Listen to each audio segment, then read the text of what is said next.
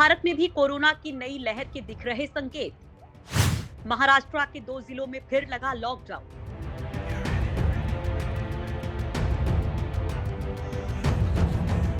भारत में कोरोना के नए मामलों की संख्या में तेजी से उछाल देखा गया है। जहां फरवरी महीने में 4 बार लगातार कोरोना के नए मामले 10,000 से नीचे आ रहे थे, तो अब वे तेजी से बढ़ रहे हैं।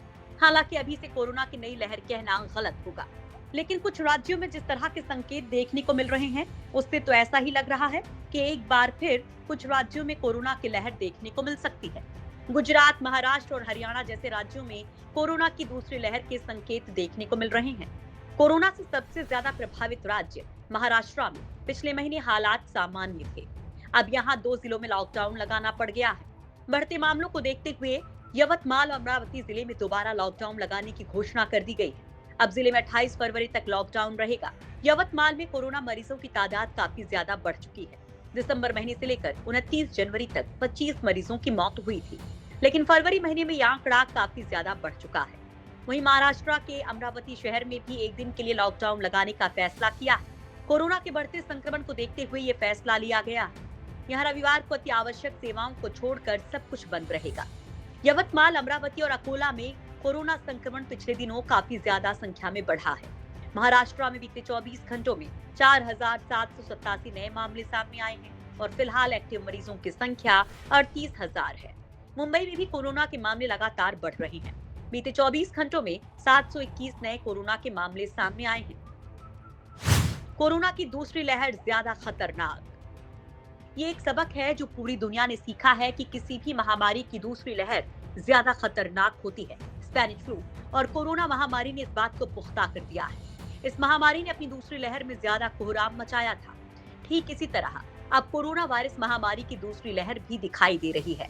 द इकोनॉमिस्ट ने दुनिया भर के 46 देशों में कोरोना महामारी की दूसरी लहर का अध्ययन किया है, जिसके बाद से ये बात पुख्ता हो गई है कि जिन देशों में कोरोना वायरस की दूसरी लहर आई, वहां ज्यादा कोहराम मचा है।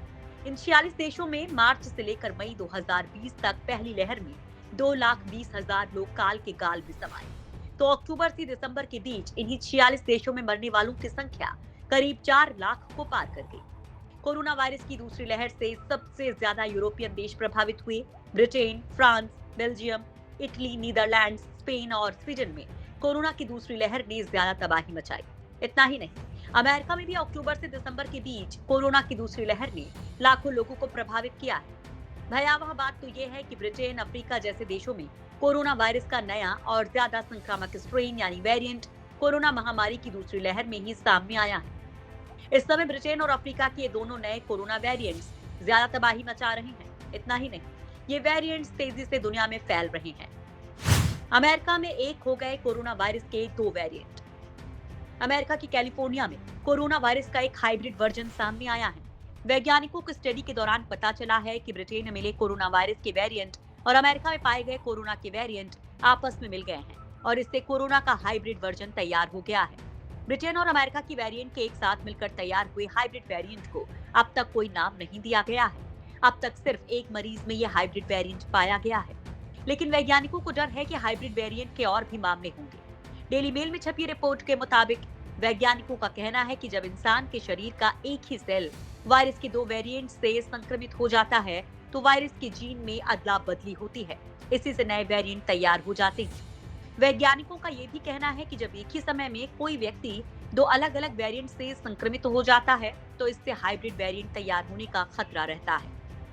आपको बता दें कि दुनिया के कई देशों में कोरोना के अलग-अलग वेरिएंट सामने आ चुके हैं। साउथ अफ्रीका में पाए गए कोरोना वेरिएंट के काफी अधिक संक्रामक होने की बात कही गई है। भारत में दूसरी लहर की संभावना कम क्यों? भारत में भी दूसरी लहर की संभावना दिख रही है, लेकिन एक्सपर्ट मान रहे हैं कि देश के करीब 30 करोड़ लोग ऐसे हो सकते हैं जिनमें कोरोना वायरस की एंटीबॉडी विकसित हो चुकी हो, जो वायरस के लिए एक ह्यूमन बैरिकेड है। ऐसे में मार्च के अंत तक रोजाना के मामलों में बहुत ज्यादा गिरावट देखी जा सकती है। भारत बहुत कुछ झेल चुका है, ऐसे में यहाँ पर दूसरी लहर की संभावना ज्यादा नहीं दिखती है। अगर ऐसा होता भी है तो ये बहुत ही मामूली होगा। हाल में एक सीरो सर्वे में संकेत मिले थे कि भारत में 21.5% लोग कोरोना से संक्रमित हो चुके हैं। साथ ही उनमें कोरोना की एंटीबॉडी भी बन गई है। वहीं 7 लाख लोगों पर किए गए एंटीबॉडी टेस्ट से पता चला कि 55% लोगों में पहले से एंटीबॉडी मौजूद है।